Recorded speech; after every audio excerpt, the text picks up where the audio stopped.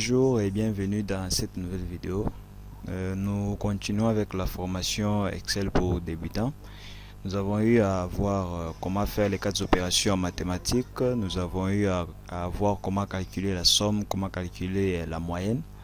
Et nous avons, dans la précédente vidéo, nous avons travaillé sur ces petits tableaux ici pour qui ressemble à une facture qu'un client doit payer selon les nombres d'articles qu'il a commandé. Nous avons eu à mettre des articles ici, nous avons eu à mettre également les prix unitaires ici de chaque produit, nous avons eu à mettre les nombres des articles que le client va prendre. Nous avons également totalisé tout ce que le client doit payer comme montant total.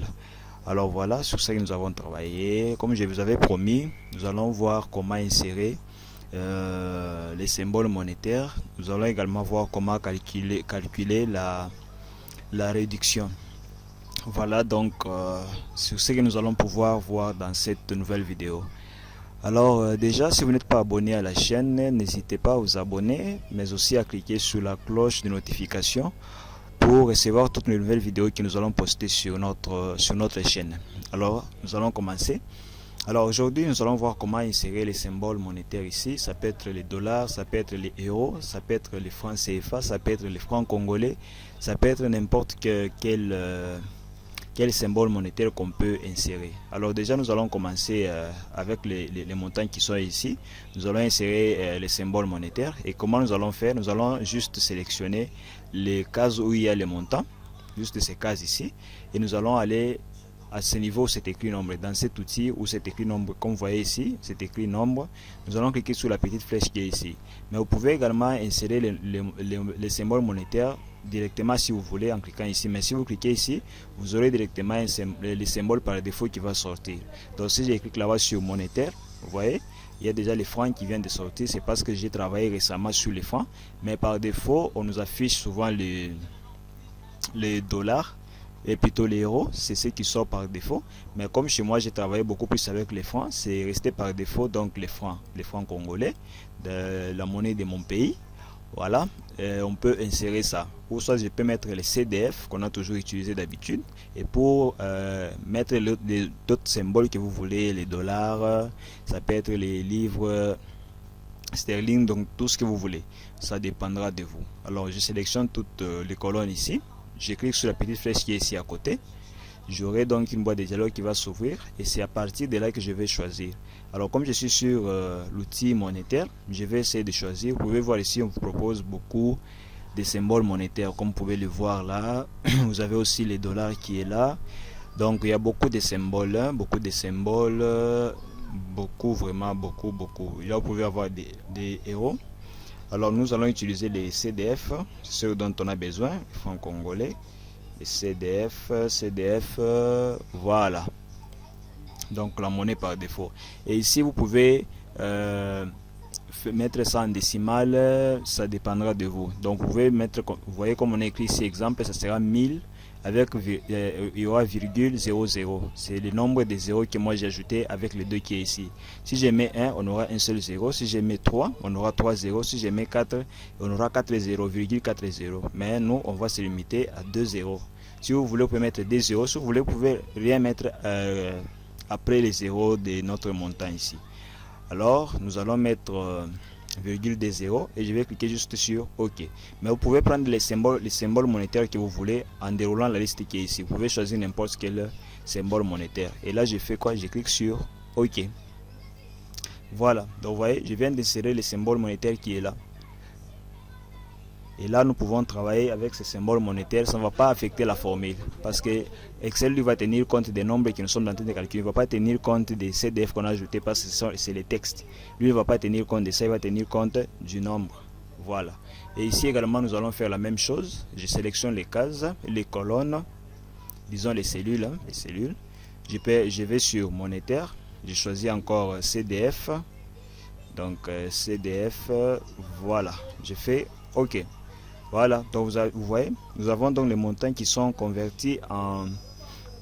Plutôt, nous avons des montants qui ont leur symbole monétaire et nous pouvons travailler comme ça, tout en sachant les montants qu'il va falloir payer. Et même les totals, nous pouvons également aussi insérer. je fais la même chose, je pars sur monétaire, je choisis CDF, j'ai choisi là, j'ai fait OK. Vous voyez, nous avons le total. Je peux essayer de changer aussi la police. Ça, c'est la police qu'on avait utilisée dans la deuxième vidéo. Je vais essayer de choisir une autre. Voyons.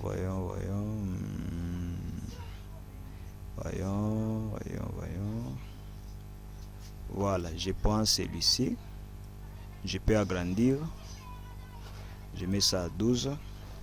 Je peux encore agrandir hein, pour une bonne visibilité. Voilà. Là, nous pouvons très bien voir. Donc là, nous voyons déjà les symboles monétaires que nous avons insérés ici. Mais sinon, ça dépend toujours de vous. Alors, nous allons essayer de calculer le total tout en tenant compte de la réduction de 10%. Alors, je vais modifier ici. J'ai dit total avec réduction de 10%. Donc, réduction de 10%. Il est où le truc là? Il est où? Oh, j'ai oublié. Allez. Là. Donc, avec la réduction de 10%. Attendez, je prends les symboles. Je ne sais pas là où je vais. Là. La réduction de 10%. Et c'est sur ça que nous allons aussi travailler. Donc, on va modifier la formule ici. Alors, comme on nous a dit, nous devons faire avec la réduction de 10%. Nous allons donc faire quoi? Nous allons prendre les montants total. Le montant total multiplié par 10 divisé par 100. Là, c'est pour trouver maintenant la réduction. On aura la réduction directement. Ou soit on peut créer une colonne pour bien voir à quoi ça va ressembler. Je peux donc effacer ça. J'ai fait entrer. Je modifie ici. Pour qu'on puisse voir, il y aura la réduction de combien. On fait ici, ou bien on met ici, réduction de 10%. Réduction de 10%. Oh, j'ai encore oublié, voilà.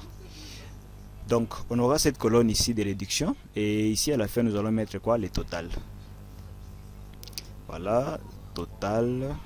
Voilà. Très bien. Et nous pouvons même mettre toutes les bordures. Donc, voilà. Donc ici, on va modifier la formule. Alors, qu'est-ce qu'on va faire pour trouver la réduction? Eh bien, on prendra juste le montant, qu'on aura ici le montant total. Voyons, allez. Donc, on prendra le montant que nous avons ici, multiplié par 10, divisé par 100, pour pouvoir avoir le montant qu'il faudra, ici dans le total. Donc, on va prendre ce montant qui est ici, le montant ici total, et nous allons calculer ici le total qu'on aura après la réduction. Je crois que vous avez compris les principes. Alors, qu'est-ce qu'on fera? On aura, voyons, je vais effacer ça.